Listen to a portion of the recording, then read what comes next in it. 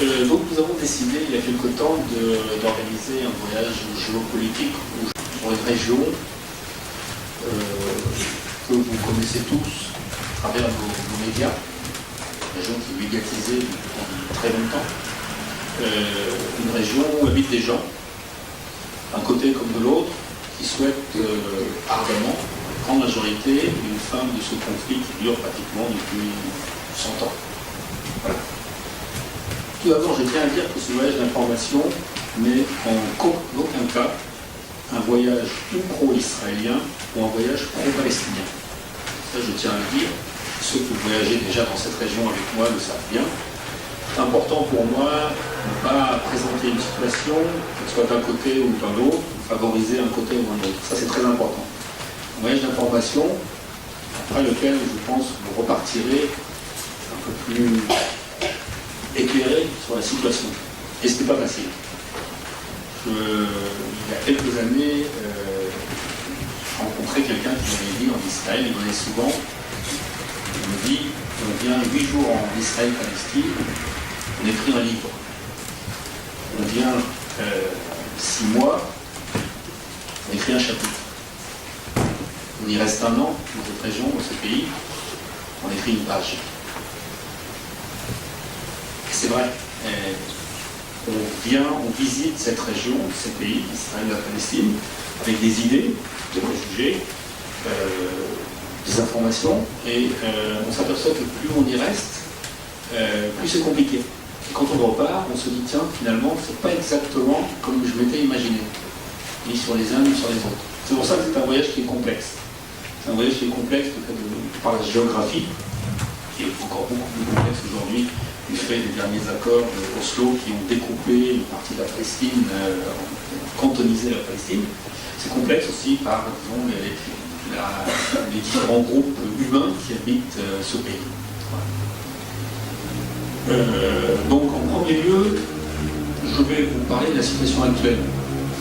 Avant de venir dans le pays, on va évoquer donc un peu la situation actuelle. Situation assez tragique qui existe depuis quelques mois en Israël et en Palestine. Par la suite, je vous présenterai le programme, vous l'avez vu sur les jours. Ça sera facile de voir jour par jour les villes et les régions que nous allons traverser, les rencontres que nous ferons. Et puis par la suite, on fera les questions-réponses, parce que je pense que vous aurez des questions. Et j'essaierai d'apporter les premières réponses. Alors je vous dis tout de suite, je suis plus un homme de terrain que de salle. Je me sens beaucoup plus à l'aise sur le terrain, à commenter ce que je vois. Et je suis aussi beaucoup plus intéressant. Alors bon, je vais essayer de rendre cette conférence intéressante et animée. Et je compterai sur vos questions pour éveiller la curiosité des uns et des autres, vous donner l'envie donc de partir avec moi au mois de juin en Israël et en Palestine. Donc la situation actuelle aujourd'hui, en février 2016, depuis septembre 2015, on assiste à ce qu'on appelle en Israël et en Palestine à une intifada, un soulèvement des individuels. Ça se caractérise par quoi? Ça se caractérise par des violences qui ne sont pas le fait de groupes armés, comme on a connu durant la deuxième intifada, à partir de l'an 2000, ni d'un soulèvement populaire comme on a connu durant la première intifada à partir de 1987. Mais là, on assiste à un phénomène relativement nouveau, et pour les uns comme pour les autres, qui est un casse-tête bien sûr pour les Israéliens, comment faire face à ça, qui est aussi un casse-tête pour les Palestiniens, parce que c'est un phénomène de violence dans la société palestinienne qui inquiète aussi beaucoup de dirigeants palestiniens. Alors cette intifada, ce soulèvement des individuels se caractérise, comme vous le savez, comme vous le disiez, vous l'entendez, par des attaques au couteau, qui aujourd'hui, qui ont commencé en septembre. Il y en a eu un peu partout, il y en a eu en Israël, il y en a eu en Palestine, à Jérusalem-Est, à Jérusalem-Ouest. Et petit à petit, avec le temps, ça se focalise au niveau géographique, principalement dans les territoires occupés, la Cisjordanie, qui est marquée sur une carte là, en pointillé, et principalement à Jérusalem-Est. Alors c'est un casse-tête pour les services de sécurité israéliens, parce que ce sont des individuels qui ne sont pas fichés, même parmi les services de renseignement, parmi les services de sécurité. Ils presque souvent n'ont pas un casier judiciaire, comme on dirait, et qui se lèvent le matin et qui disent voilà, je vais commettre un attentat. Donc très difficile pour les services de sécurité de les repérer, de les arrêter jusqu'au moment où ils passent à l'action. Alors, les Israéliens ont récemment publié une étude de psychologie des profils des gens qui commettent ces attaques. Premièrement, ce qui est inquiétant, c'est que l'âge des gens qui font ça, c'est entre 15 et 20 ans. La grande majorité. Le pourcentage le plus important, ce sont des jeunes qui ont entre 15 et 20 ans. Même on a vu des attaquants qui avaient 13-14 ans. Très peu de gens qui dépassent 30 ans. Les psychologues aussi israéliens se sont penchés sur le profil, particulièrement de ceux qui font ça. Très souvent, ce sont des gens qui ont des problèmes. Vous allez dire oui, bien sûr, non. Ce sont des gens qui ont des problèmes, soit familiaux, soit d'amour, qui ont été conduits par une fille et tout.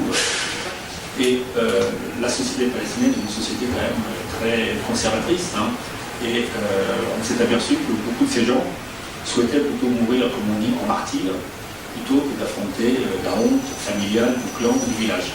Donc c'est ce qui a poussé certains, pourcentage assez important, donc après des problèmes personnels, à commettre ces attentats. C'est une situation qui est compliquée, comme je le disais, parce que, très honnêtement, aujourd'hui, d'un côté comme de l'autre, on ne va pas la fin de ces attaques au couteau s'il n'y a pas une lueur d'espoir qui va apparaître, espérons-le, très bientôt. Et malheureusement, je veux dire que d'un côté comme de l'autre, on ne va pas vers une reprise des négociations qui pourrait donc permettre d'espérer la fin de ces attaques au couteau. Et du côté palestinien, c'est aussi inquiétant. Hein. Je parlais il n'y a pas très longtemps avec un journaliste palestinien qui me disait que beaucoup de Palestiniens sont inquiets aussi sur les effets que produisent ces attaques dans leur société. Société extrêmement violente. Parce que ces attaques au couteau, ce sont des attaques qui sont quasiment suicides. On ne connaît pas le pourcentage, mais plus de 95%, 99% des gens qui commettent ces attentats seront tués pratiquement quand ils vont le commettre. Après. Donc certains Palestiniens disent que premièrement, qu'est-ce que ça nous rapporte? Les gains politiques ne sont zéro, parce que vous voyez bien aujourd'hui, si vous lisez, si vous regardez les médias, on focalise de moins en moins sur le conflit israélo-palestinien. Hein. Ces attaques, c'est un entrefilé dans la presse. Donc, ils s'aperçoivent eux-mêmes que les gains politiques sur le terrain sont quasiment nuls. C'est ça donc qui inquiète aussi. Et puis, c'est une société qui se désintègre. Hein. C'est une société qui vit dans la violence. Ils ont connu ça dans les années 2000 avec les attentats suicides. Et donc, ils sont très inquiets, bien sûr, sur les effets de cette violence sur leur société. Voilà. Donc, moi, personnellement, je pense que tant qu'il n'y a pas d'espoir du côté palestinien, malheureusement, ces attaques continueront. Voilà. C'est surtout le désespoir, c'est le manque de perspective économique, surtout parce que c'est aussi l'économie qui est aussi une raison pour laquelle ces gens commettent des choses-là, et puis bien sûr, une perspective politique à court terme ou à moyen terme.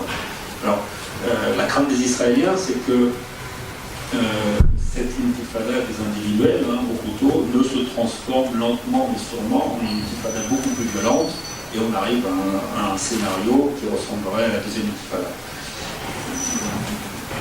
Personnellement, je ne pense pas que ça va arriver, tout de suite. Il est certain que si ça continue, si dans le temps on continue vers cette violence, il se peut que ça prenne la route d'un conflit armé et bien plus violent. Voilà la situation aujourd'hui. La société israélienne, bien sûr, est perturbée par ces attaques, parce que comme je le disais, difficile à repérer tous ces gens qui vont faire ces choses-là. Mais comme nous sommes au Proche-Orient, tout le monde s'habitue rapidement à tout. On s'est habitué aux violences du passé, on s'est habitué aux guerres. Je pense que la société aussi israélienne s'habitue à cette violence, prend des mesures, mais je ne pense pas que ça va vraiment influencer la société, disons, dans ces changements vis-à-vis du conflit israélo-palestinien. Voilà donc la situation aujourd'hui en 2016, suite aux attaques qui ont commencé donc en septembre. On va commencer à parler du voyage. Je vais vous présenter le voyage jour par jour, hein, et je m'arrêterai sur les sites ou les personnalités qu'on rencontrera ou les régions que l'on va traverser. Le premier jour, on arrive bien sûr, comme toujours, en Israël, à l'aéroport de Ben Gurion, qui est situé à 15 km à l'est de Tel Aviv, hein, et un court trajet nous amènera à Tel Aviv. Alors, Tel Aviv c'est important. Tel Aviv, c'est la première ville sioniste, hein, la première ville juive qui a été construite lors du retour des Juifs dans cette terre, hein, construite en 1909. Aujourd'hui, compte avec le Grand Tel Aviv un peu plus de 3 millions d'habitants, une ville de gratte-ciel, hein, une grande ville, centre culturel, économique de l'État d'Israël. Une ville très intéressante au niveau culturel, hein, beaucoup de musées. Et puis, bon, si ce n'est pas le centre politique, parce que c'est Jérusalem, la capitale, la ville reste quand même la ville la plus importante de l'État d'Israël, et donc de son potentiel économique. Donc, on aura un peu de temps, j'espère, si on n'arrive pas trop tard, pour découvrir un peu Tel Aviv, hein, les charmes de Tel Aviv, parce que c'est une station balnéaire, une belle plage, une très belle plage. Et puis, Tel Aviv aussi, certains le savent peut-être, c'est la ville qui compte le plus grand nombre de bâtiments du style, ce qu'on appelle Bauhaus, le style international, déclaré au patrimoine de l'UNESCO en l'an 2003. La deuxième journée, là, on rentrera plus dans le sujet géopolitique, hein, parce que ce voyage, qui se veut géopolitique, voyage d'information, aura aussi des aspects culturels. On ne peut pas visiter ce pays sans bien sûr passer devant des sites culturels. Donc, on verra aussi des sites archéologiques, hein, des sites qui ont rapport avec la chrétienté, bien sûr, mais je ferai toujours, bien sûr, un rappel géopolitique sur ces sites et avec ces sites. Donc la deuxième journée est consacrée au sud. On quittera Tel Aviv pour descendre vers la bande de Gaza. La bande de Gaza, casse-tête pour tout le monde dans cette région, que ce soit pour les Égyptiens entre 1948 et 1967, casse-tête pour les Israéliens depuis 1967 jusqu'au retrait israélien en 2005, casse-tête encore aujourd'hui. Vous vous souvenez, le dernier conflit de 2014 et le conflit de 2009, qui se situe donc cette bande de Gaza au sud de l'État d'Israël, qui fait frontière avec l'Égypte. Donc on descendra vers le sud, on longera la bande de Gaza, on s'arrêtera au principal, ce qu'on appelle un checkpoint, un point de passage entre la bande de Gaza et Israël. Point de passage que vous verrez n'est pas très utilisé. Hein. C'est un point de passage où peuvent sortir les citoyens palestiniens avec des permis, où bien sûr personne du côté israélien ne rentre, sauf journalistes, sauf gens des Nations Unies, l'Office des réfugiés des Nations Unies, ou personne accréditée. Donc bien sûr aucun Israélien ne se rend dans la bande de Gaza. Donc on va longer la bande de Gaza, on va longer par l'est. On effectuera 2 ou 3 arrêts qui nous permettra de regarder cette bande de Gaza et les quartiers de Gaza et les différentes agglomérations. On s'arrêtera, on verra aussi, je vous expliquerai ce qui s'est passé en 2014, le dernier conflit entre Gaza et Israël. Et bien sûr, on évoquera la situation actuelle des fameux tunnels. Il y a une espèce de course contre la montre en ce moment entre Israéliens et le Hamas. Les uns posent des tunnels pour très certainement effectuer dans le futur une espèce de méga opération, sortir en Israël, faire une attaque, et les Israéliens qui essaient de déployer des moyens techniques, apparemment ils y arriveraient, des moyens très perfectionnés techniques pour découvrir ces tunnels. Des tunnels qui descendent jusqu'à 25-30 mètres de profondeur et qui sont extrêmement difficiles à repérer. Et qui a été l'enjeu du conflit de 2014 et qui très certainement sera aussi au centre du prochain conflit.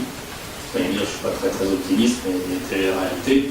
Chacun, d'un côté comme de l'autre, sait très bien qu'il y aura un proche à rendre qui, espérons-le, sera le plus tard possible dans le temps. Voilà. Donc on s'arrêtera plusieurs fois au bord de la bande de Gaza. J'évoquerai bien sûr l'historique de la bande de Gaza, comment on est arrivé à cette situation, une bande où habitent plus d'1,5 million, ou presque 1,2 million personnes, 50% de chômage, plusieurs camps de réfugiés, une ville, Gaza City. Donc j'expliquerai comment nous sommes arrivés à cette situation telle qu'elle est aujourd'hui, historique de la bande de Gaza, de 1948 jusqu'en 2014, au dernier conflit. On évoquera aussi les enjeux économiques, écologiques aussi. Gaza, c'est aussi un gros problème d'écologie. Il y a bien sûr l'eau qui est polluée par les forages sauvages qui les effectuent. Les problèmes économiques, bien sûr, comment sortir la bande de Gaza de son marasme économique, qui est responsable, qui peut aider aussi, construire un port en eau profonde, qui peut développer des infrastructures pour que ces gens puissent avoir un futur. Le rôle de l'Égypte aussi, le rôle d'Israël, et bien sûr de l'autorité palestinienne et du mouvement Hamas, et la situation très compliquée aussi entre le mouvement Hamas et l'autorité palestinienne. Alors qu'aujourd'hui, dans la bande de Gaza, le Hamas dirige la bande de Gaza, et l'autorité palestinienne continue de payer les fonctionnaires qui étaient en place jusqu'en 2005. Et il reste à la maison, bien sûr, pour rien. Tout ça, bien sûr, pour que l'autorité palestinienne, le jour où elle espère revenir, elle a une base électorale importante. Une situation extrêmement compliquée, à l'intérieur et à l'extérieur aussi. Donc on continuera à descendre vers le sud, et à un moment on ne peut pas aller trop loin parce qu'il y a la frontière égyptienne, et donc on bifurquera, on ira vers l'est, on ira vers la route de Beersheba, et là on rentrera un peu plus dans le voyage culturel, c'est important aussi comme je vous disais, on ira jusqu'au ce qu'on appelle le Martesh Ramon. Le Martesh Ramon, c'est une boutonnière. En français, on appelle ça une boutonnière. Très souvent, dans les guides, on appelle ça un cratère. C'est un non-sens, parce que c'est utilisé un terme anglais, le terme cratère. En fait, c'est pas un cratère, c'est une boutonnière. C'est l'érosion qui a provoqué cet immense trou de plus de 400 mètres de profondeur, 40 km de longueur et 1 km de large. Donc là, on évoquera bien sûr l'histoire du Negev, on sera dans le Negev. Je vous rappelle que le désert en Israël, c'est 60% de la surface de ce pays, un peu plus de 21 000 m². 60% des cas d'Israël, c'est du désert. Donc on évoquera le Negev dans l'histoire. Je ferai toujours des rappels historiques. Des rappels historiques dans une région où l'histoire, même si elle s'est déroulée il y a 2000 ans, c'est très important. Ça joue encore un rôle dans l'histoire de l'Iran. Donc je ferai un rappel toujours historique du Negev. Je reviendrai aussi bien sûr, à la situation actuelle dans le Negev. Le Negev, la question par exemple, est-ce que le Negev va devenir, dans les années à venir, dans le futur, un enjeu économique pour l'État d'Israël, pays où habitent plus de 1 500 000 habitants. Vous avez une concentration urbaine très très importante dans la région centre, et pratiquement le Negev est vide. Est-ce que le Negev va devenir ce que Ben Gurion avait prophétisé, avait souhaité dans le futur, que ça devienne un lieu où habitent les Israéliens, où l'économie israélienne va-t-elle descendre plus au sud, parce que ça commence à devenir saturé dans la région centrale. Déjà aujourd'hui, à Beersheba devient un pôle d'informatique, technologique important. Les Israéliens démontrent des bases, ne peuvent plus les tenir dans le centre du pays de l'organisation, descendent dans le sud. Est-ce que le Sud, petit à petit, va avoir un futur aussi dans l'État d'Israël?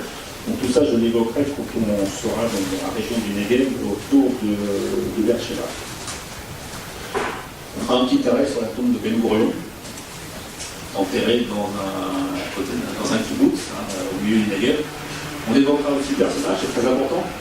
Ben Gurion est très souvent comparé en Israël à De Gaulle. On va rentrer dans les considérations politiques franco-françaises sur le général de Gaulle, mais voilà, la stature de Ben Gurion dans l'État d'Israël aujourd'hui est toujours aussi importante. Et j'évoquerai bien sûr le rôle du personnage dans l'établissement d'Israël, avant l'établissement d'Israël, et son rôle jusqu'à sa mort, au moment où il va se retirer dans le territoire. Et nous finirons la journée dans une ville qui s'appelle Arad, qui se trouve à l'est du désert du Negev, qui est une ville, ce qu'on appelle une ville de développement. En Israël, vous avez 3 types de villes. Vous avez les villes antiques, Tibériade, Jérusalem, Safed. Vous avez des villes qui ont été créées à partir du XXe siècle lors de l'époque sioniste, et vous avez ces villes qui ont été créées à partir de 1948, des années 50, voici ce qu'on appelle des villes de développement, des villes où, en gros, il n'y avait rien du tout, hein, des villes arabes, aujourd'hui, qui ont plus de 30 000 habitants, sorties du désert dans les années 60. Donc nous irons notre première journée arabe. Voilà. Deuxième journée sera consacrée à Masada, Qumran, la mer Morte et Jéricho. Donc nous irons d'Arabe, nous irons sur le site de Masada. Masada, c'est un site symbolique de l'État d'Israël, un site antique, avec une histoire très riche, très intéressante. L'histoire qui nous est connue grâce à l'historien juif Joseph Ben Betzétiaou, ou Flavius Joseph, qui a écrit un livre que vous trouvez dans toute bonne librairie, qui s'appelle La guerre des Juifs. Donc Flavius Joseph nous raconte l'histoire de Masada, un site antique très très beau, perché sur un piton rocheux, une histoire très intéressante aussi. Et dans l'histoire de l'État d'Israël, Masada c'est un symbole. Donc là, je reviendrai un peu plus dans le voyage géopolitique pour parler le site de Masada, quand on visite le site archéologique et historique, et on évoque aussi le symbole de Masada dans l'État d'Israël, avant l'établissement de l'État d'Israël, dans les années 20, et son symbole après l'établissement de l'État d'Israël. Donc c'est très important d'évoquer Masada, ce symbole, parce qu'il a marqué des générations d'Israéliens, et continue à marquer l'histoire israélienne. Donc là, on continuera vers le nord, on va longer la mer Morte. J'évoquerai, quand on passera dans la mer Morte, les problèmes que connaît la mer Morte depuis 60 ans, depuis l'établissement de la Jordanie et de l'Israël. La mer Morte tend à disparaître. Vous avez déjà entendu parler de ça. La mer Morte aujourd'hui tend à disparaître. Et on peut penser que dans 60, 70 ans, 80 ans, il ne restera plus grand-chose de cette mer Morte si les hommes ne font pas quelque chose pour la sauver. Bon, il y a un projet qui est né après les accords de paix entre Israël et la Jordanie, de creuser un canal qui partirait de la mer Rouge et qui irait jusqu'à la mer Morte. Là aussi, les implications géopolitiques sont importantes, parce qu'on construirait sur cette canalisation, un canal qui partirait de la mer Rouge, on construirait une usine de dessalement et aussi une usine électrique. On profiterait Jordaniens et Palestiniens, et l'eau aussi, le dessalement, profiterait Jordaniens et Israéliens. C'est très important, l'eau, on l'évoquera plusieurs fois. Je ne l'évoquerai pas uniquement ici, mais aussi quand nous serons dans le nord. Aujourd'hui, Israël possède 4 usines de dessalement, et on estime que dans 30 ans, 80% de la consommation israélienne en eau sera produite par ces usines. Ça demande beaucoup de moyens techniques, technologiques, beaucoup d'argent aussi, c'est cher. Et pour que tout se passe bien, il faudrait évidemment que les Palestiniens de Gaza, Cisjordanie et les Jordaniens profitent aussi de cette manne technologique. C'est-à-dire que là, on pourrait penser que coopération entre ces trois États permettrait de résoudre le problème de l'eau, qui est crucial, surtout en Jordanie et dans les territoires palestiniens. Donc, nous longeons la mer Morte. Je crois que ce programme il est prévu un bain de mer Morte, qui est une expérience en soi. Flavius Joseph raconte que quand le général Pompée est descendu avec ses légions romaines au bord de la mer Morte, les Romains ont été très intrigués de ce phénomène, et pour voir si c'était vraiment comme ça, ils ont attaché des prisonniers de guerre juifs, ils ont jeté dans la mer Morte pour voir s'ils flottaient vraiment. Donc, la mer Morte, il y a 2000 ans intriguée, elle nous intrigue toujours, taux de salinité qui augmente de plus en plus, vous savez. On disait il y a quelques années, moi je disais toujours que le taux de salinité était 27%. Aujourd'hui, il est pratiquement 30%. Du fait qu'elle baisse cette mer, le taux de salinité augmente. Voilà. Donc il est prévu un bain de mer Morte pour vivre cette expérience de la mer Morte. Par la suite, nous irons à Qumran. Qumran, là nous retournons plus dans le voyage culturel. Qumran est à mes yeux un des sites les plus importants pour les judéo-chrétiens. Pourquoi? Parce qu'à Qumran, on a découvert en 1947 ce qu'on appelle les manuscrits de la mer Morte, qui est en fait tout l'Ancien Testament. tout l'Ancien Testament a été découvert à Qumran, sauf un livre, le livre d'Esther. Je ne sais pas pourquoi les copistes n'ont pas recopié. Pourquoi c'est important? Parce que jusqu'en 1947, la Bible, l'Ancien Testament le plus ancien que vous possédez, datait de 985, l'an 1000 de notre ère. Et à Qumran, on a retrouvé tout l'Ancien Testament qui est daté du 2e siècle avant notre ère, 1er siècle après notre ère. Donc si vous comprenez bien, on a fait un bond en arrière de 1000 ans. On s'est aperçu que l'Ancien Testament écrit à Qumran était le même que celui qu'on possédait déjà depuis 1985. Donc les copistes avaient été célèbres. Donc c'est formidable. Moi j'ai toujours été impressionné par cette découverte de Qumran. Le site n'est pas un grand site archéologique, c'est pas Masada, mais le fait de voir ces grottes, de voir ce lieu où habitait cette communauté des Esséniens, et là où on a rédigé ces fameux manuscrits, ce qu'on appelle la bibliothèque du Qumran, je pense que c'est toujours un moment nouveau, très intéressant.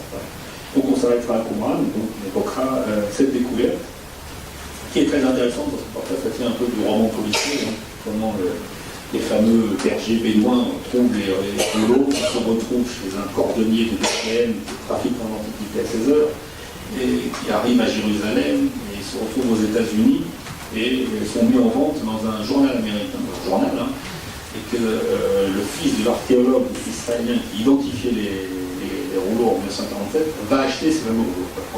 C'est une histoire assez rocambolesque, mais fait partie aussi des histoires archéologiques très intéressantes. Par la suite, donc, après Qumran, nous irons à Jéricho. Voilà. Donc, Jéricho, là, nous rentrons de nouveau de plein pied dans le voyage géopolitique. Jéricho, depuis 1994, a fait partie de ce qu'on appelait l'accord après l'accord d'Oslo, Jéricho et Gaza en premier. À Oslo, ont été signés en 1994, on appelait les fameux accords d'Oslo. Et les accords d'Oslo prévoyaient le retour petit à petit des territoires palestiniens occupés par Israël depuis 1967. Je me rappelle que toute cette région-là, qu'on appelle la Cisjordanie, était occupée par Israël depuis la guerre des 6 jours, le 10 juin 1967, et le plateau du Golan aussi, était occupé donc par l'État d'Israël. Suite aux accords d'Oslo, il était prévu donc, si tout s'était bien passé, que progressivement, les territoires palestiniens occupés seraient rendus à l'autorité palestinienne. L'autorité palestinienne qui a été créée donc par la suite. Vous savez bien que ça ne s'est pas passé exactement comme ça. Et les premiers territoires habitent de 1937. Je rappelle qu'ici, c'est le royaume hachémite de Jordanie qui avait administré, juste après la première guerre israélo-arabe de 1948-49, qui avait administré donc cette Cisjordanie. Et donc, le deuxième territoire qui a été rendu à l'autorité palestinienne, c'est Jéricho. Là, la raison aussi était facile à comprendre, c'est que Jéricho, durant la première intifada, avait toujours été une région tranquille. Jamais eu d'incidents notoires, jamais de violence. Jéricho est une ville endormie depuis des siècles et des siècles, où il ne s'est pas passé grand-chose, mis à part qu'on est juste à côté du baptême historique du Christ. À l'époque romaine, il y a eu des palais, à l'époque des croisades, c'était un lieu de pèlerinage. Bon, Jéricho n'a pas une histoire très importante, parce que c'est toujours été tranquille, même dans les périodes de tension. Donc c'est pour ça que l'accord s'est appelé Gaza et Jéricho confondu. Donc depuis 1994, l'autorité palestinienne est installée à Jéricho. Vous verrez par vous-même que ce que contrôle l'autorité, c'est un petit territoire, la ville de Jéricho, quelques champs autour de Jéricho. Territoire où les Israéliens n'ont pas le droit de rentrer. Ce sont les Israéliens eux-mêmes qui interdisent aux ressortissants de ne pas rentrer dans le territoire pour des raisons sécuritaires.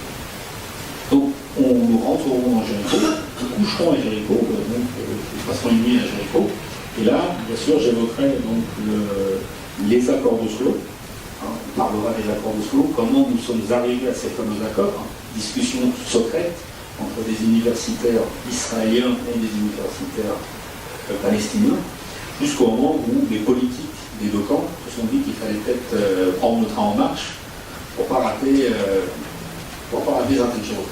Et c'est intéressant, il faut se rappeler que ces accords d'Oslo sont nés de la bonne volonté de l'universitaire d'un côté comme de l'autre. La preuve, on sait très bien, on sait très bien que d'un côté comme de l'autre, on est capable de parler. Voilà. Moi, j'habite dans ce pays depuis le milieu des années 80 et on se parle tous les jours, on travaille ensemble, même si on habite vraiment dans le même quartier, pas vraiment dans la même ville, mais on vit ensemble depuis le début du conflit. C'est ça qui est frustrant, c'est ça qui est dur, c'est de voir que l'on peut vivre ensemble, travailler ensemble, mais à un moment, il y a quelque chose qui bloque. Comme un blocage psychologique chez les uns comme les autres, qui fait que ça ne fonctionne pas. Voilà. Donc, Jéricho, évocation des accords d'Oslo et évocation de la situation aussi sur le terrain. On parle aussi de l'économie de Jéricho, je parlais aussi de l'économie de toutes ces vallées, ce qu'on appelle la vallée du Jourdain, que l'on découvrira le jour suivant. Voilà. Donc ça c'était le troisième jour. À Jéricho, bien sûr, on évoquera des souvenirs bibliques, parce que Jéricho, c'est le lieu de l'entrée des Israélites en Terre Sainte. Donc on ira sur le tel Jéricho. Dans certains guides, on dit que c'est la plus vieille ville du monde, 9000 ans d'existence. Il faut rectifier qu'à 9000 ans, il n'y avait pas le concept de ville. Le concept de ville au Proche-Orient n'existe que depuis à peu près 2500 ans avant Jésus-Christ. À 9000 ans, il n'y avait pas de ville, c'est pareil. Il y avait des gens qui habitaient ensemble, on ne peut pas appeler ça une ville. Une ville, il y a 2500 ans, il faut qu'il y ait un palais, il faut qu'il y ait un lieu de culte et des quartiers résidentiels. À partir de ce moment-là, vous pouvez parler d'une ville au Proche-Orient, il y a à peu près 2500 ans. Voilà. Nous irons voir aussi le magnifique palais de Hicham. Le palais de Hicham, c'est un palais qui date de la période des Umayyads, du 8e siècle de votre ère, un des plus grands, des plus beaux palais qui a été construit à cette époque-là, qui possède la plus grande mosaïque de tout le Proche-Orient, et que vous ne verrez pas.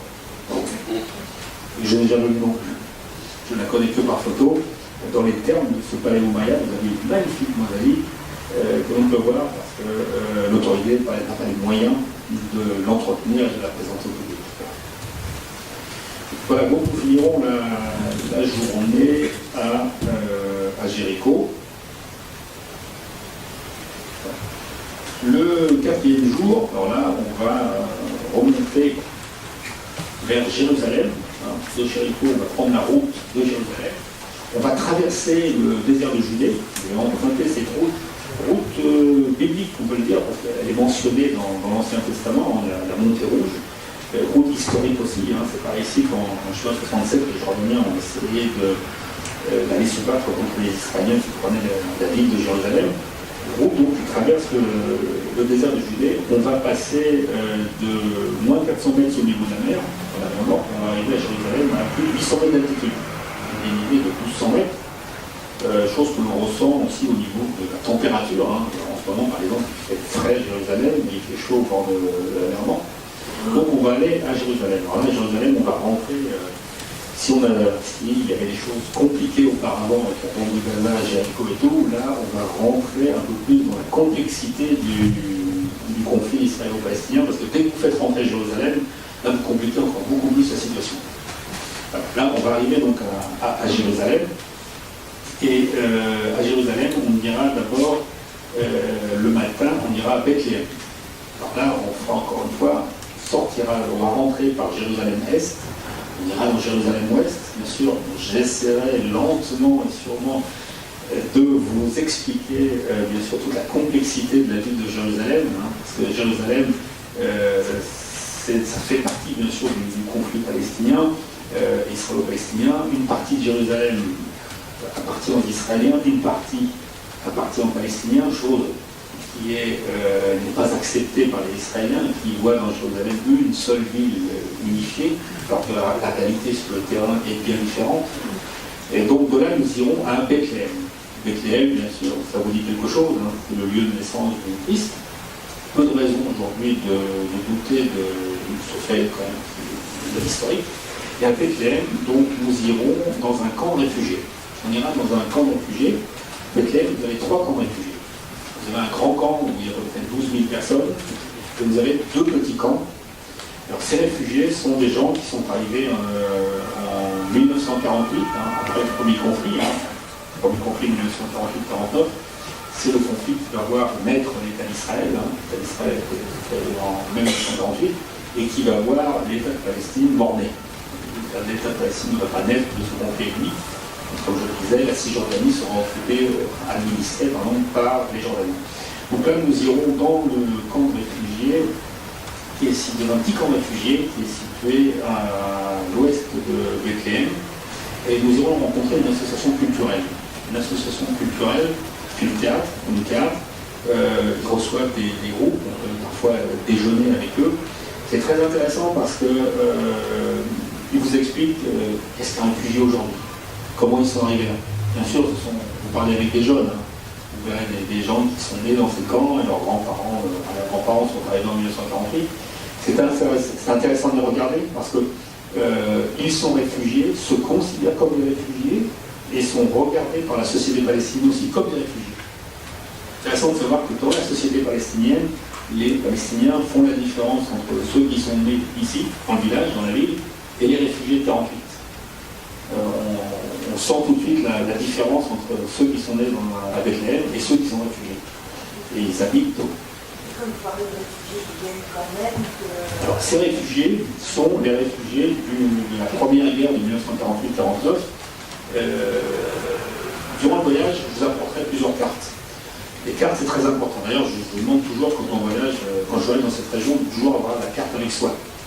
Parce que le pays est très compliqué, avec toutes ces différentes guerres qui ont formaté, bien sûr, la géographie et les cartes du pays. Donc, je vous apporterai une carte du mandat britannique. Le mandat britannique, en 1917, les Britanniques ont pris la Palestine. Là, je parle de Palestine, l'Empire ottoman. Et en 1922, ils vont recevoir le mandat. Et en 1948, ils vont quitter la Palestine. Et donc, à l'issue du départ des Britanniques, l'État d'Israël va voir le jour, l'État de Palestine va être demandé. Et bien sûr, il y aura cette carte du morcellement de la Palestine, c'est dans cette partie d'Israël où les combats ont eu lieu que vont venir les réfugiés. Donc, tous ces réfugiés proviennent des villes qui ont été prises par Israël au cours de ce conflit. Voilà. En 1967, quand il y aura la guerre des 6 jours, il n'y aura pas de réfugiés. Il y a des gens qui vont quitter la Palestine pour aller en Jordanie, pour quitter les territoires palestiniens au Liban ou en Syrie, mais il n'y aura plus de réfugiés qui vont rentrer en Cisjordanie. Ces réfugiés sont ceux de 1940. C'est intéressant aussi d'aller dans un camp de réfugiés pour voir comment ils construisent un camp de réfugiés. Très souvent, les gens pensent que les camps de réfugiés sont des camps de tentes. Les gens n'habitent plus sous des tentes depuis très longtemps. Ils habitent dans des maisons en dur. Mais il y a une architecture bien particulière au camp de réfugiés. Il suffit de voir une carte aérienne de Bethléem, tout de suite je peux vous mettre sur la carte les camps de réfugiés. On le voit à leur architecture toute particulière, petites ruelles, maisons les unes sur les autres, difficile de vivre dans un camp de réfugiés, les conditions de vie sont extrêmement difficiles. Donc là on rencontrera donc, cette association culturelle, qui nous parlera un peu de l'action culturelle dans le camp. L'action culturelle dans le camp est importante. Il y a de plus en plus d'initiatives comme ça, soit locales, soit étrangères. Les Allemands sont très présents à Jenin, dans le nord de la Cisjordanie. L'action culturelle est importante. Pourquoi? Parce que vous savez très bien que quand on donne aux gens une occupation, que ce soit culturelle, que ce soit le travail, on évite de penser à certaines choses. On évite de penser à la violence. Donc c'est un moyen aussi pour les Palestiniens de canaliser l'énergie, si vous voulez, dans l'action culturelle et pas de la canaliser avec une arme à la main et bien en se faisant sauter avec une ceinture explosive autour du corps. Voilà. Donc très important, toutes ces initiatives, encore une fois, locales ou internationales pour les Palestiniens dans les camps. Ce sera aussi l'occasion de vous promener dans ces camps. Je vous mettrai un peu dans le camp, je vous ferai circuler dans ces ruelles, pour que vous puissiez un peu sentir à quoi ressemble un camp et à quoi ressemble la vie dans ces camps. Nous verrons aussi le fameux mur de séparation. Vous le verrez plusieurs fois, mais là où on le voit vraiment bien, on l'a devant vous, cet énorme mur qui est 8 mètres de hauteur, qui a été construit à partir de 2005 entre les territoires de Cisjordanie et Israël. Alors il n'est pas complet ce camp, ce mur. Il y a des endroits, surtout au sud, dans la partie ici, où il n'est pas complet. Il est surtout complet dans la région centrale, entre Jenin et Tel Aviv, juste à peu près à la hauteur des Voilà. Alors ce mur, on peut le critiquer. On peut le critiquer, bien sûr, parce qu'il coupe des champs d'oliviers, il coupe des moyens de subsistance pour certaines personnes, je peux du côté palestinien. Si je me mets du côté israélien, il faut bien avouer qu'il a pratiquement arrêté tous les attentats suicides qu'on a connus dans les années 2005, 2006. Voilà. Alors ce mur, pour les uns comme les autres, beaucoup pensent qu'il n'est pas éternel. Va-t-il fixer les futures frontières d'un État entre la Palestine et Israël? Oui, très certainement. Alors, un mur, c'est jamais bon. Moi, j'ai fait Berlin, j'ai fait des études à Berlin, j'ai connu le mur de Berlin. Et j'avoue que ce mur, pour moi, c'est une espèce de cicatrice. Et ça me fait toujours mal de voir ce mur. J'ai connu ce pays sans mur. On pouvait aller de Jérusalem à Bethléem, comme ça, à travers les champs. Et de voir aujourd'hui qu'il y a un mur de 8 mètres en béton, je ne peux plus accéder librement à Bethléem, ça a toujours été difficile pour moi à vivre. Et j'espère que ce mur n'est pas éternel et qu'un jour il tombera. Quoi qu'il en soit, tant que la situation est ce qu'elle est aujourd'hui, je ne pense pas que les Israéliens détruiront ce mur. Donc vous le verrez, ce mur, il est impressionnant. Hein. Vous verrez le Prince Francis, le fameux checkpoint entre Jérusalem et Bethléem. Voilà. Donc ça, c'est la matinée à Bethléem. Ah, on va rencontrer une dame aussi à Bethléem, Madame Khoury. Madame Khoury, c'est une ancienne représentante de l'autorité palestinienne en France. Voilà. C'est très intéressant parce que vous rencontrez une femme qui est militante. C'est à vous aussi de parfois de faire rencontrer, je vais essayer de vous faire rencontrer quelqu'un des colonies israéliennes en Cisjordanie. Donc à vous de faire la différence entre le discours militant, ce qui est acceptable à vos oreilles, ou ce qui n'est pas acceptable. Mais ce sont des gens qui vivent une réalité, alors il faut accepter aussi que parfois leur discours militant puisse être un peu inconfortable à vos oreilles, mais il faut aussi respecter les gens et se publier. Voilà. Et voilà. Nous retournons à Jérusalem l'après-midi. Nous irons visiter la haute cour, ou la cour suprême de l'État d'Israël. Un magnifique bâtiment moderne, très belle architecture, mélange de modernisme et de construction traditionnelle avec la fameuse pierre de Jérusalem, celle qui rebondit le soir quand le soleil se couche. Alors la Cour suprême, c'est important. La Cour suprême, c'est important parce que c'est l'organisme judiciaire en Israël qui est respecté par tout le monde. Qui est respecté par tout le monde, d'un côté comme un autre, qui prend des décisions très importantes, et qui est vraiment le garant de la démocratie israélienne. Ça, c'est très important. Donc, on aura un guide dans la Cour suprême qui nous expliquera le fonctionnement de la Cour suprême, le fonctionnement par rapport au conflit israélo-palestinien. Quand des maisons faites, quand des terroristes, quand quelqu'un commet un attentat terroriste, sa maison est détruite. Ça, c'est une loi britannique, du mandat britannique. Le droit israélien fait le droit britannique, ottoman encore, et le droit israélien de 1948. Donc il y a une loi qui est terrible. Pour certains, c'est la destruction des maisons. Et donc, bien sûr, on fait appel à la Cour suprême. Donc, on vous expliquera le fonctionnement de cette Cour suprême et, bien sûr, avec le conflit israélo-palestinien. Il passera devant la Knesset, Parlement israélien, situé juste à côté. Et en soirée, on rencontrera un rabbin, rabbin Michel. Alors lui, le rabbin Michel, j'aimerais bien qu'il nous parle de l'émergence du mouvement juif nationaliste, celui qui est très présent dans les territoires de Cisjordanie. On appelle des colons. En Cisjordanie, à côté de la population palestinienne, vous avez à peu près 400 000 Israéliens qui y habitent, on appelle des colons. Ces colons sont arrivés en Cisjordanie à partir de 1968, après la guerre des 6 jours. Et aujourd'hui, donc, ils sont, je ne sais plus exactement combien de colonies, mais vous les verrez quand on va traverser la Cisjordanie, vous les verrez facilement, ces colonies israéliennes, que l'on distingue des villages palestiniens avec leurs toits rouges. En général, les Israéliens ont une maison et des toits rouges, alors que les Palestiniens ont des maisons traditionnelles avec un toit plat. Donc Jean-Marie Michel, lui, le rabbin Michel, nous parle de ce mouvement nationaliste qui est né donc, dans les territoires de Cisjordanie et qui occupe une place importante, bien sûr, dans la société israélienne aujourd'hui. Voilà. 5e jour, Jérusalem, consacré à Jérusalem. Donc là, je reviendrai sur l'histoire de la ville. On commencera notre découverte de Jérusalem du Mont des Oliviers. ceux qui sont peut-être déjà à Jérusalem connaissent le mont des Oliviers. On a un panorama fantastique sur la vieille ville de Jérusalem. On embrasse toute la vieille ville de Jérusalem avec tous ces monuments. Et donc là, je ferai un retour historique sur l'histoire de Jérusalem. Je commencerai avec le roi David. C'est à peu près autour des l'an 1000. David, c'est la fondation, si on veut dire, de la ville de Jérusalem. La fondation de la ville de Jérusalem. Ville, ça devait être un fin politicien quand même, David. Ville qui est située entre les territoires de Judée et les territoires du nord, par la Samarie, donc qui est au milieu de ce territoire des fameux 12 tribus d'Israël. Les 12 tribus d'Israël, après la conquête, vont s'installer du moins dans la partie centrale du pays, c'est-à-dire ici. Et donc Jérusalem se trouve au milieu. Donc pour ça, je dis que c'est un fin politicien, donc il va unifier le peuple autour d'une ville. Une ville qui va connaître une histoire, qui sera bien sûr celle que vous connaissez.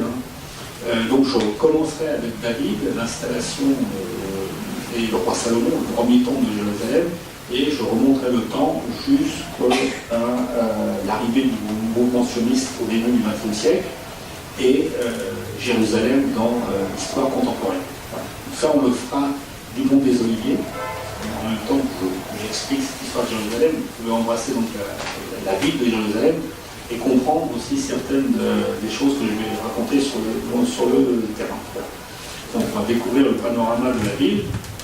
On descendra à pied jusque dans la vallée du Cédron, une vallée qui sépare le mont des Oliviers de la vieille ville de Jérusalem. Là, on va traverser tous ces lieux qui ont marqué l'histoire de la chrétienté. On finira avec le jardin de Gethsémani, lieu où le Christ a été arrêté. Donc là, on évoquera aussi l'histoire chrétienne de Jérusalem, l'histoire religieuse de Jérusalem, parce que, encore une fois, quand on visite Israël, ceux qui ont déjà fait le voyage catalogue, Israël-Palestine, voyage culturel, quand on visite ce pays, on ne peut pas ne pas évoquer, bien sûr, le côté religieux. On va visiter Israël, la Palestine, sans évoquer l'Ancien et le Nouveau Testament. Dans ce voyage géopolitique, bien sûr, on ne pourra pas visiter Jérusalem sans faire référence à cette histoire religieuse et chrétienne et juive. Voilà. Donc nous rentrerons dans la vieille ville de Jérusalem. On va rentrer dans la vieille ville de Jérusalem. Là, bien sûr, ça peut paraître encore beaucoup plus compliqué parce que quand on rentre dans la vieille ville, on vous dit, voilà, il y a le quartier juif, le quartier chrétien, le quartier musulman, le quartier arménien. Il y a récemment eu un travail très intéressant d'un universitaire français au CNRS de Jérusalem. Il nous a appris des choses qu'on a toujours ignorées quand on regarde l'histoire de Jérusalem. Cette histoire de dire, voilà, il y a 4 quartiers de Jérusalem, vous avez nommé, chrétiens, musulmans, arméniens et juifs, c'est une conception occidentale. On l'a appris récemment, je disais donc par ces travaux, pourquoi c'est une conception occidentale? Parce que les premiers qui vont s'intéresser à la ville, ce sont les explorateurs, les voyageurs occidentaux. Souvenez-vous, Lamartine, Chateaubriand, Loti, pour citer les Français, qui viennent à Jérusalem, et les autres par la suite nous expliquent que la ville est divisée en 4 quartiers. Et on s'aperçoit avec les travaux de ce Français, Lemie, du CNRS de Jérusalem, qu'en réalité, jusqu'en 1932, les populations de ces différents quartiers étaient beaucoup moins homogènes qu'aujourd'hui. C'est-à-dire dans le quartier juif, vous avez des musulmans, dans le quartier musulman, vous avez des juifs, la ville était beaucoup plus mélangée. Et ça, c'est vrai jusque dans les années 30. Ce qui va aujourd'hui provoquer le fait qu'aujourd'hui, il y a vraiment des quartiers qui sont très homogènes au niveau de leur population, c'est le conflit. À partir des années 30, les tensions vont aller grandissantes en Palestine britannique, et donc les gens vont se réfugier dans leur quartier. C'est très intéressant les travaux de Lemire, qui prouvent que jusqu'en 1930, en fait, la ville était beaucoup moins homogène et les gens étaient beaucoup plus mélangés dans les quartiers. Voilà. Donc on va découvrir ces quartiers. C'est vrai, vous verrez qu'ils sont quand même bien marqués. On voit très bien quand on a un quartier juif, il n'y a que des juifs, des musulmans, et ainsi de suite. On va découvrir donc cette Jérusalem de l'époque médiévale, parce que la plupart des bâtiments que vous verrez datent de l'époque médiévale, c'est-à-dire Mamelouk, 13e, 14e siècle. Et on verra aussi toute cette mosaïque de personnes, ces juifs traditionnels, ces juifs habillés comme à l'occidental, ces arabes, ces arméniens, ces chrétiens des différentes églises, Donc là, vous verrez, vous en avez plein les yeux, comme on dit, hein, différentes mosaïques humaines, très compliquées, mais très passionnantes aussi, ce qui rend cette ville donc passionnante. Alors, nous irons bien sûr voir ce qu'on appelle le mur des lamentations. Là, on pourra aussi faire un retour de notre sujet principal, la géopolitique, hein, le Saint-Sépulcre. Saint-Sépulcre, c'est intéressant. Pas uniquement le lieu où le Christ a été exécuté et enterré, c'est aussi le lieu de la fameuse, ce qu'on appelle la question d'église d'Orient. Vous verrez, ces différentes églises qui se partagent donc sous ce lieu. Hein.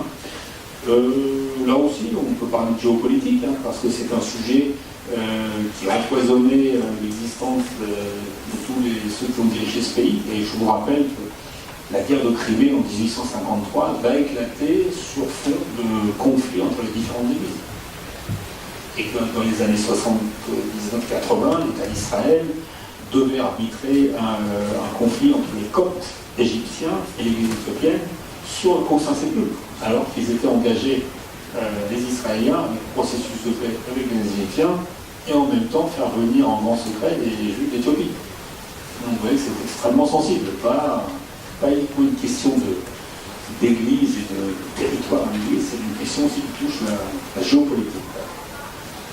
On rencontrera aussi, alors, à l'occasion de cette journée, une association israélienne qui va nous expliquer la situation entre Jérusalem-Ouest et Jérusalem-Est.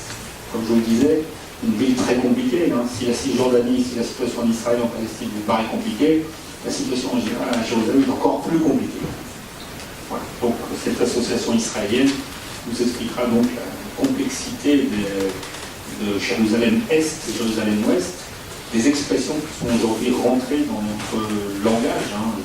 Quand on est israélien, on habite à Jérusalem-Ouest, quand on est palestinien, on habite à Jérusalem-Est, même s'il n'y a plus de mur qui existait, même s'il n'y a plus de mur qui existait jusqu'en 1967, il y a quand même une séparation invisible, mais que l'on perçoit tout de suite quand on arrive à Jérusalem. Cette séparation est humaine, hein, d'un côté les uns, de l'autre côté les autres, qui se rencontrent, comme je le disais, pour travailler, mais ils retournent chez eux la nuit tombée. 6e jour, nous quittons Jérusalem pour aller à Hébron. Hébron, c'est l'épicentre aussi aujourd'hui du conflit israélo-palestinien. Hébron, c'est une ville chargée d'histoire. Hébron, c'est le fameux tombeau des patriarches, lieu très très important pour le monde juif. Hébron, c'est là où on a habité jusqu'en 1929 une communauté de juifs qui a été massacrée durant les événements de 1929. C'est là où, en 1967, les Israéliens vont revenir à Hébron et ne plus quitter Hébron. Et c'est là où c'est une ville très militante. Une ville très très militante qui a connu beaucoup de violence dans le passé et dans le présent. C'est une ville qui est, contrairement au reste de la Cisjordanie, qui est, je dirais, si la Cisjordanie, si la société palestinienne est laïque, et bon, c'est une ville islamiste. Donc c'est intéressant de voir à Hébron le conflit entre l'islamisme palestinien et la société laïque palestinienne. Et dans Hébron, vous avez un quartier juif. Alors, Hébron, c'est aussi une zone découpée en différents quartiers avec différentes autorités et des colons qui habitent en pleine ville. Donc, situation extrêmement compliquée. Quand on va à Hébron, ceux qui sont déjà allés peuvent sentir la tension. Promener dans la ville de Hébron, et là vous sentez la tension. Sans tout de suite que c'est un lieu compliqué. Donc nous irons, on va s'adresser pour ça à une association qui s'appelle l'association France Hébron, et qui nous promènera donc dans la vieille ville de Hébron, la magnifique vieille ville de Hébron qui a été restaurée il n'y a pas très longtemps, un bâtiment comme l'autre très très beau, et nous irons bien sûr au fameux tombeau des patriarches. Le tombeau des patriarches qui a connu en 1994 un incident très sanglant, hein, colon israélien qui a abattu une vingtaine de Palestiniens qui brillaient dans ce lieu qui est commun aux deux religions. Avant 1994, juifs et arabes pouvaient rentrer dans ce lieu à des horaires différents. Aujourd'hui, il y a une séparation physique pour éviter que les deux communautés ne puissent se retrouver à un moment de prière dans le même bâtiment. Voilà. Donc nous irons visiter ce bâtiment qui date comme le nom du temple à Jérusalem du 1er siècle de notre ère. Donc la journée journée sera consacrée, la moitié de la journée sera consacrée donc à Hébron, hein. Et en quittant Hébron, nous traverserons un bloc de colonies israéliennes, qui est implanté depuis 1948 dans cette région. Et là, j'ai demandé, je vais organiser une rencontre avec un membre des colonies, vraiment un colon. Voilà. On rencontre des Palestiniens, on doit aussi rencontrer des Israéliens, comme je vous disais, on doit écouter le discours des uns comme des autres, hein, pour se faire une idée. Donc il faudra accepter, bien sûr, et bien sûr, on aura toute l'occasion de leur poser des questions, parce que on cherchera toujours à avoir des intervenants francophones. Ça, il n'y aura pas la barrière de la langue, pour certains. Donc nous aurons rencontré un colon dans une colonie de Cisjordanie, ce qui vous permettra aussi de voir à quoi ressemble une colonie en Cisjordanie. L'après-midi, on ira visiter le mémorial de la Shoah qu'on appelle Yad Vashem. Est-ce que c'est un passage obligatoire quand on visite Israël et Palestine? Je pense que oui. Je pense que oui, c'est certains qui m'ont déjà invité, je pense que oui, personnellement, je pense que c'est un lieu où on doit visiter. Que l'on doit visiter, pourquoi? On ne peut pas comprendre l'État d'Israël depuis 1948, on ne peut pas comprendre parfois certains aspects de la politique israélienne si on ne passe pas par Yad Vashem.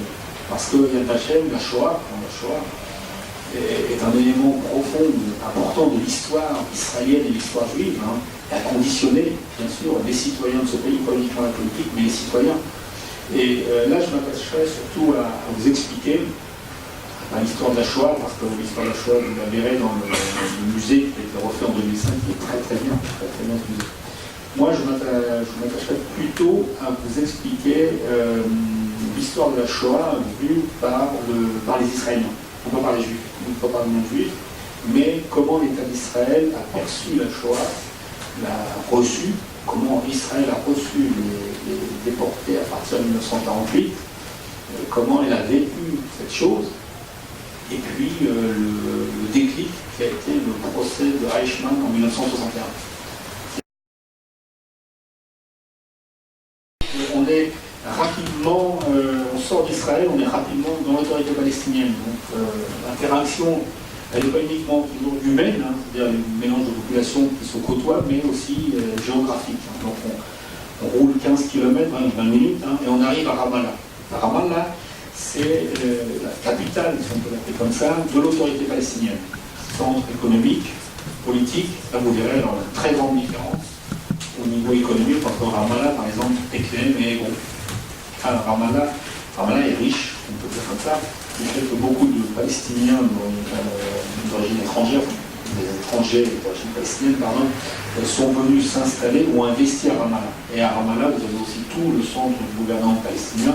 C'est une ville qui est très différente, et qui vit différemment et qui se voit aussi différente des autres villes de Palestine. Voilà. À Ramallah, donc, il est prévu d'aller à ce qu'on appelle la Moukata. La Moukata, c'est le lieu du gouvernement palestinien. Et là, on rencontrera un porte-parole du gouvernement, de ce gouvernement palestinien, qui nous expliquera le fonctionnement de l'autorité palestinienne, comment l'autorité palestinienne est constituée, les différents groupes de sécurité, l'économie de cette autorité, et sur quoi l'autorité a autorité. Voilà. Vous savez que les territoires de Cisjordanie sont divisés en 3 zones, A, B, C. La facilité de la compréhension, bien sûr. A, c'est Israël, c'est l'autorité palestinienne 100%, c'est-à-dire sécurité, administration, c'est-à-dire Jéricho, Bethléem, Naplouse, Hébron, Jénine, Tolkarem, enfin les villes que je vous montrerai sur la carte. B, les Israéliens sont responsables de la sécurité et les Palestiniens de l'administration. C, les Israéliens sont responsables de tout. D'ailleurs, ils occupent carrément la Cisjordanie, responsable de la sécurité et de l'administration. Voilà. Donc, ce représentant nous expliquera comment fonctionne l'autorité, quels sont les défis de l'autorité vis-à-vis de l'État d'Israël. Il nous dira très certainement que les Israéliens parfois font des incursions militaires dans les territoires de Cisjordanie, dans des territoires administrés par l'autorité palestinienne. Donc la difficulté pour l'autorité palestinienne de manager, comme on dit, donc, ses rapports avec Israël, et c'est pas toujours très, très facile. C'est aussi la Moukata, là où est enterré Yasser Arafat. Je pense j'espère qu'on nous donnera l'autorisation d'aller voir la tombe. Voilà. Après, on va continuer plus vers le nord, on va traverser une très très belle région, la Cisjordanie. Une région qui a gardé son caractère, je dis souvent biblique, une région faite de collines, de terrasses. C'est une culture entérale dans le bassin méditerranéen, c'est dans tous les pays. Et là, on voit très bien ces collines. Certaines de ces terrasses, datent de l'époque romaine ou même avant. Donc on traversera toute la Cisjordanie. On passera au milieu de villages palestiniens, à côté de colonies israéliennes. Et nous continuerons, on s'arrêtera sur le site de Sébastien, ou Sébastia. Sébastia, Samarie, c'est la Samarie de l'Ancien Testament. On dit que les rois d'Israël ont habité Samarie. C'est un très beau site archéologique qui est situé donc, au milieu des collines, qui n'a pas beaucoup été fouillé, comme on dit, il est encore dans son jus. Vraiment un très très beau site que j'aime beaucoup. Donc je pense qu'on s'arrêtera, on fera un tour à Sébastien. Encore une fois, on évoquera la situation parce qu'on a un magnifique point de vue sur toute la Cisjordanie, sur toute la Samarie. Permet donc de voir la disposition des colonies. Je vous parlerai des implantations depuis 1968, de la vie des colons aussi, comment les colons habitent, où ils habitent, comment ils vivent, ce qu'ils font. Et nous irons jusqu'à Jenin. Voilà, on continuera toujours vers le nord et on s'arrêtera à Jenin. Jenin, c'est ici. C'est la ville, c'est une des villes les plus militantes de Cisjordanie. On passera aussi par Naplouse, grosse ville commerçante, qui a toujours été un point de passage important dans l'histoire. Il y a 3000 ans, Naplouse est important. On l'appelait Sichem dans l'Ancien Testament. C'est une ville qui est un point de passage de plusieurs routes, une ville qui a été une ville de commerçants, de caravaniers, et qui est aujourd'hui une grosse ville palestinienne avec un intérêt économique très important. Une ville très militante aussi, qui a connu des heures difficiles durant la première et deuxième intifada. Et donc le dernier arrêt en Cisjordanie, c'est à Jenin. Alors Jenin, ça a été dans les années 2000, on appelait la ville des kamikazes. De Jenin sont partis une quantité impressionnante de kamikazes. Il y a un grand camp de réfugiés à Jenin, un noyau palestinien très dur, très militant. Et dans les années 2002, il y a eu des combats très durs dans le camp de réfugiés de Jenin. Et à Jenin, on s'arrêtera parce qu'on ira voir l'association Projet Cinéma. Projet Cinéma, c'est une association culturelle, encore une fois, dont le but a été de donner de la culture, occuper les gens avec des moyens culturels, en leur donnant un but dans la vie, c'est-à-dire s'investir dans le culturel. Là, c'était un projet de cinéma. C'est une association allemande qui s'occupe de ça. Voilà. Donc on s'arrêtera, on ira visiter cette association et ils nous diront exactement ce qu'ils font, comment ça fonctionne, comment ça fonctionne au sein de cette société. Voilà.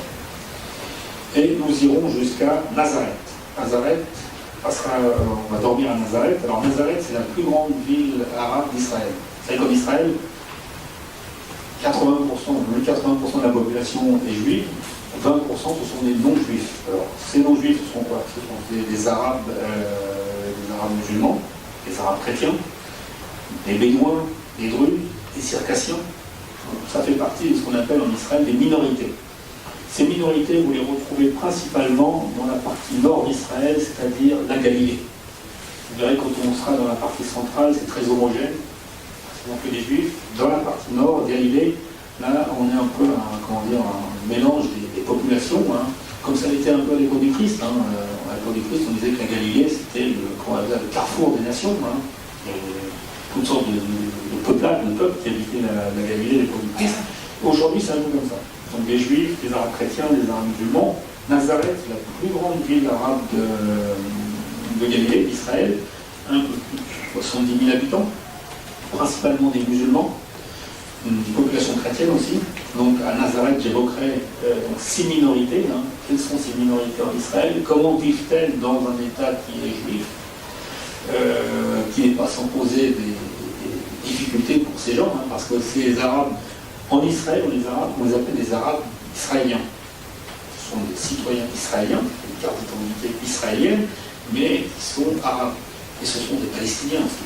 Pour les différencier des Arabes de Cisjordanie, on les appelle des Arabes israéliens. D'ailleurs, durant le voyage, j'adopterai toujours ce langage, je parlerai des Arabes israéliens et des Palestiniens de Cisjordanie, pour pouvoir les différencier et pour ne pas créer, disons, de la confusion dans le discours. Donc, on évoquera Nazareth, la problématique donc, de ces Arabes qui habitent dans un État juif, à Israël, et des autres minorités, comme on dit depuis 1948, s'ils sont victimes de discrimination, et leur place dans la société, culturelle, économique. Très intéressant, parce que ce sont des questions d'actualité qui l'étaient quand je suis arrivé il y a plus de 30 ans, et qui le sont encore aujourd'hui. Problème de racisme, de discrimination, d'intégration aussi. Parce que contrairement à ce qu'on dit souvent, ces gens souhaitent aussi s'intégrer, ces gens se disent aussi israéliens. On s'aperçoit aussi que de plus en plus, par exemple, de jeunes chrétiens choisissent de faire leur service militaire à l'armée israélienne. Vous savez que les Arabes israéliens ne sont pas obligés de faire le service militaire, sauf sur la base du volontariat. Et on s'aperçoit depuis une quinzaine d'années qu'il y a de plus en plus d'Arabes israéliens qui choisissent de faire le service militaire, chose qui n'est pas facile. On sait que beaucoup de jeunes Arabes chrétiens ou musulmans qui font leur service militaire dans l'armée israélienne, avant de rentrer dans le village, ils enlèvent l'uniforme. Pour ne pas justement être victimes de violence vis-à-vis de leur corps religionnaire dans le village. Donc, mais ça, il y a un mouvement quand même. De plus en plus choisissent de le faire. Pourquoi? Alors, ça veut dire quoi? Voilà, je lis mon destin sur l'État d'Israël, je me sens de plus en plus israélien. C'est une situation compliquée d'être arabe israélien. C'est une situation compliquée. J'évoquerai aussi au cours de ce voyage, bien sûr, les différentes composantes de la société israélienne. C'est la société israélienne, vous avez les Ashkénazes, les Séfarades, les Juifs éthiopiens, les Juifs de l'ex-URSS. Quelques années, on parle de toute cette alliance, de toute cette montée de Juifs qui viennent de France aussi. Intéressant, c'est ça. On évoquera ces choses-là qui sont c'est une histoire franco-française, tous ces Juifs qui viennent en Israël maintenant, mais on l'évoquera aussi sur le terrain en Israël. Voilà. Donc Nazareth, on dormira à Nazareth. On dormira apparemment chez les sœurs de Nazareth, située dans le centre de Nazareth, juste en face de la basilique. Et l'église de l'Annonciation, pardon. Qu'on ira visiter aussi, parce qu'on ne peut pas aller à Nazareth sans visiter cette église de l'Annonciation. Le 8e jour sera consacré. Oui, là, bon, sur le programme, il est écrit qu'on allait visiter l'église le jour 8, mais si on peut la visiter le jour précédent, on le fera aussi. Donc, le 8e jour sera consacré à la partie nord d'Israël, c'est-à-dire le lac de Tibériade, le plateau du Golan. Voilà. Alors ça, là, on va rentrer encore une fois dans le côté culturel du voyage, culturel et aussi spirituel, parce qu'on va visiter des lieux qui ont fait l'histoire de la chrétienté, autour du lac de Tibériade. On ira visiter aussi une station de pompage. Ça, c'est intéressant. Alors bon, moi, je n'ai jamais visité, donc ça sera intéressant pour moi. Station de pompage qui est située au nord du lac de Tibériade. Alors, pourquoi j'ai décidé d'aller voir cette station de pompage? Pour évoquer, là avec vous, au bord du lac de Tibériade, le problème de l'eau. Le lac de Tibériade, qui est situé à moins de 200 mètres sous le niveau de la mer, est resté, toujours d'ailleurs, la principale source d'alimentation en eau d'État d'Israël. Vous avez une station de pompage qui est située donc au nord du lac, qui fait monter l'eau à 200 mètres de hauteur sur le plateau, et vous avez une grosse canalisation qui après va amener cette eau jusqu'à la région de Beersheba, au sud de Beersheba. Donc c'est très important. C'est un lieu stratégique, c'est un lieu protégé. Donc l'importance de l'eau. Donc on l'évoquera bien sûr quand on sera au bord du lac. Alors bien sûr, au bord du lac, on évoquera des lieux importants comme Capharnaüm, Mont des Béatitudes, l'église de l'Unification des pains et des poissons, plus dans le côté spirituel du voyage historique. Donc après la visite de cette station de pompage, et donc on évoquera, comme je disais, les problèmes de l'eau qu'a connu Israël depuis 1948. Par la suite, nous irons sur le plateau. Alors, le plateau du Golan qui est occupé par Israël depuis 1967. Le plateau du Golan a été occupé le dernier jour de la guerre des 6 jours, le 10 juin 1967. Israël, pratiquement 2 jours, va conquérir ce plateau. Ce plateau qui était territoire syrien, jusqu'en 1967. Alors on évoquera bien sûr l'histoire du plateau. L'histoire, plus contemporaine, parce que le plateau n'a pas vraiment une histoire très très importante au niveau de l'Antiquité ou plus ancienne. C'est surtout l'histoire contemporaine que l'on va évoquer sur le plateau. On évoquera donc le conflit de 1937, la guerre des 6 jours. On évoquera le conflit d'octobre 73, ce qu'on appelle la guerre de Kippour.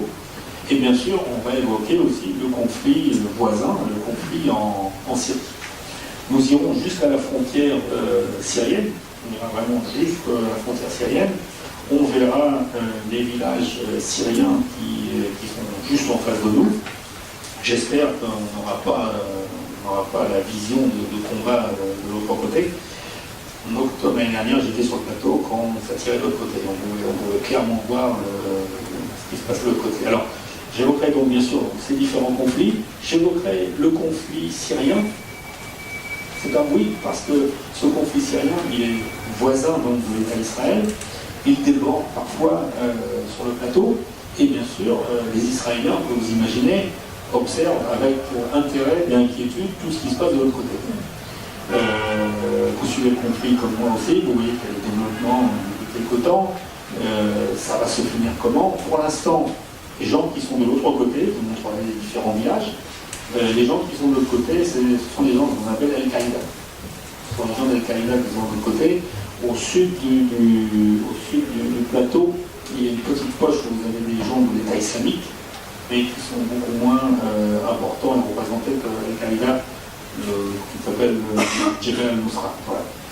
Alors, Israël observe bien sûr ce qui se passe de l'autre côté, parce que si la situation évolue en faveur du régime d'Assad, pour Israël c'est important aussi. Je pense qu'Israël aujourd'hui peut facilement mieux vivre avec la situation actuelle, c'est-à-dire les gens de Al-Qaïda, plutôt que demain, si ces gens-là étaient vaincus et Assad arrivait jusqu'à la frontière, ça veut dire que Hezbollah aussi arriverait à la frontière, que l'Iran arriverait à la frontière aussi. Et si les combats s'intensifient jusqu'à la frontière, ça veut dire que des avions russes vont approcher de très très près la frontière israélienne. Et c'est là où on verra si les accords qui ont été mis en place entre Moscou et Jérusalem vont bien marcher. Vous savez que depuis l'intervention russe en Syrie, les premiers qui sont allés à Moscou ou ceux qui sont arrivés à Jérusalem, ce sont les Russes, les Israéliens, pour mettre un plan d'action, c'est-à-dire pour éviter qu'un incident comme ce qui est arrivé avec les Turcs arrive, qu'un avion israélien tombe ou bien qu'un avion russe tombe. Voilà. Donc, les Israéliens, encore une fois, suivent avec beaucoup d'intérêt et d'inquiétude toute évolution du conflit en Syrie. Voilà. Donc, on va évoquer ce conflit. Et nous longerons la frontière, on va longer toute la frontière, on passera par 3 des 4 villages druzes du plateau. Alors les Druzes, c'est un peuple qui apparaît dans l'histoire à peu près au IIe siècle de notre ère, les musulmans les considèrent comme des hérétiques de l'islam. Les Druzes, vous les retrouvez au Liban, les Français on les connaît bien avec Walid Jumblat, le leader druze du Liban. On les retrouve aussi en Syrie, principalement Israël, Syrie et Liban, c'est là où vous retrouvez les Druzes. Et donc on va traverser ces villages druzes. Ce sont des villages qui sont restés après la guerre de 67. En 1981, Israël a annexé officiellement le plateau et a donné la carte d'identité aux Druzes. À l'époque, je crois que c'était 10% qui l'ont accepté, le reste ne l'a pas accepté. Aujourd'hui, on s'aperçoit que de plus en plus de Druzes viennent réclamer la nationalité israélienne. Ben oui, il faut comprendre pourquoi. Pendant très longtemps, moi je pense aussi jusqu'en 1995, quand il y a eu les négociations entre Israël et la Syrie, tous ces gens ont cru qu'un jour, automatiquement, il y aurait un processus de paix entre la Syrie et Israël, et que moyennant un accord de paix, Israël rendrait le plateau syrien. Vu la situation actuelle aujourd'hui, il est difficile d'imaginer que dans un futur, mais lointain, Israël rende le plateau acquis. On va vers une somalisation de la Syrie, c'est-à-dire un État sunnite, un État alaouite, un État kurde. Donc je vois mal à qui Israël pourrait rendre le plateau. Donc c'est pour ça qu'on s'aperçoit depuis 2-3 ans un intérêt soudain pour la carte d'identité israélienne parmi les Druzes du plateau. Et on finira la journée en allant voir un très très beau château, qui est le château de Nimrod, un château musulman, qui est situé situé dans la partie nord d'Israël, celle qui fait face au Liban. Donc, magnifique point de vue sur toute cette vallée au pied et aussi vue sur le sud Liban, qui me permettra d'évoquer les combats de la guerre de 2006 entre le Hezbollah et Israël et tous les enjeux, bien sûr, dans cette région qui est extrêmement sensible. La frontière nord d'Israël avec le Liban a été définie par les Nations Unies. C'est important de préciser ce qu'on appelle la ligne bleue, parce que la plupart des frontières d'Israël que vous voyez ici, elles ne sont pas fixées. C'est-à-dire qu'aucune des frontières de l'État d'Israël n'est quelque part soit reconnue, soit légitime pour les uns ou illégitime pour les autres. La seule qui soit reconnue vraiment par les Nations Unies, ce qu'on appelle la ligne bleue, c'est celle entre le Liban et Israël. Frontière que ne reconnaît pas le mouvement d'Israël. Donc ça veut dire qu'à tout moment, un conflit peut éclater comme en 2006. Mais du point de vue israélien, tant que le Hezbollah est occupé en Syrie, il y a peu de chances qu'il y ait la guerre contre un nord. Donc la journée se finira dans un kibbutz au nord d'Israël. Là, l'occasion d'évoquer aussi un mouvement très intéressant, c'est le mouvement des kibbutz, qui est né au début du XXe siècle. Que l'on pourrait juger comme l'utopie israélienne. Les kibbutz, je le rappelle, sont nés du mouvement marxiste-léniniste les plus dur, dans la branche travailliste, si on l'appelle comme ça, israélienne. La rédemption par le travail, les fanatiques du travail qui se sont vraiment donnés pour ces mouvements des kibbutz.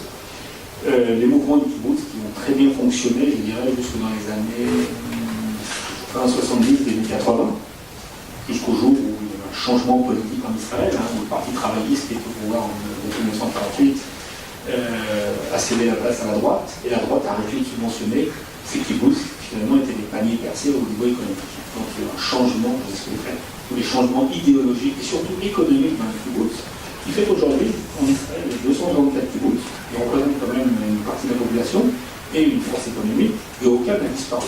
Donc de l'utopie, quand même, ces kibbutz représentent toujours un facteur économique dans le pays. Voilà. Donc on évoquera tout ça. Le neuvième jour, on longera la frontière libanaise. On longera la frontière libanaise jusqu'à la mer. Très belle région, région montagneuse, verdoyante.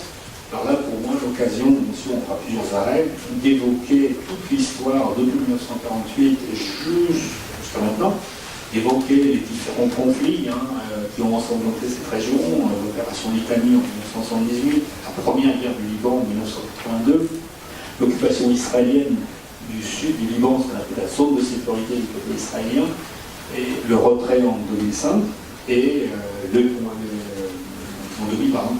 le conflit de 2006 entre la milice chiite, Hezbollah et Israël.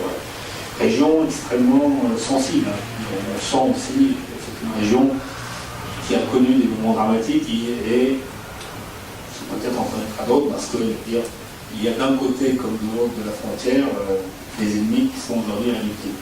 J'évoquerai aussi l'histoire du Liban, l'histoire contemporaine du Liban, il n'y avait pas si longtemps, mais je parlerai de l'histoire contemporaine du Liban et du problème palestinien au Liban et comment on est arrivé à ces différents conflits. Voilà. Donc, le but de cette journée, c'est d'arriver, c'est de descendre jusqu'à la deuxième partie de la journée, c'est-à-dire s'arrêter à Saint-Jean-d'Acre. Saint-Jean-d'Acre, là, on retournera plus dans le voyage culturel, on évoquera encore une fois, c'est une ville mixte, donc je vous parlerai des villes mixtes en Israël, des confessions arabes et juives qui habitent ensemble, qui cohabitent, qui travaillent ensemble. Et surtout à Saint-Jean-d'Acre, là, on évoquera l'épisode des croisades.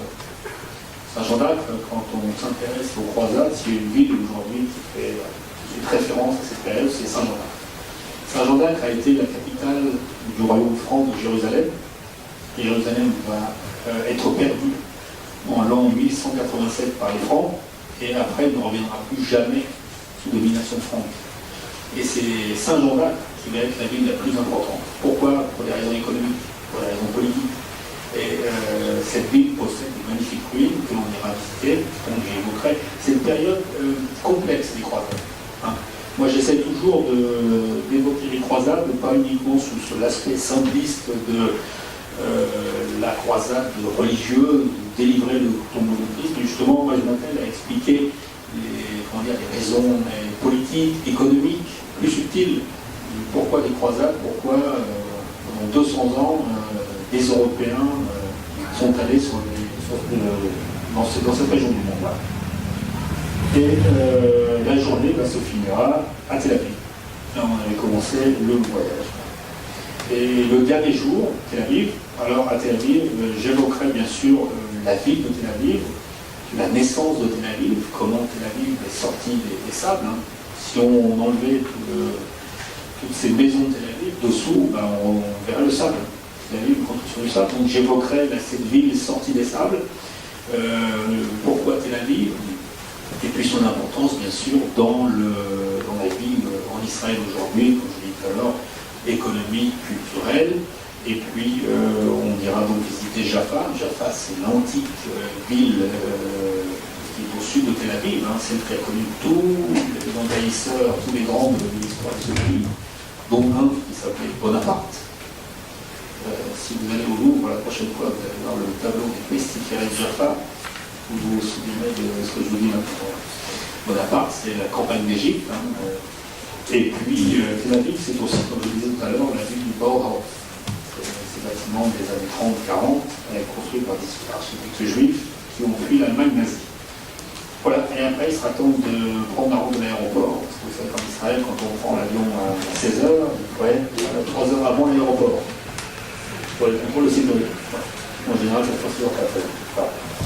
Voilà, en gros, en très rapide, 10 jours de voyage que je vous ai commenté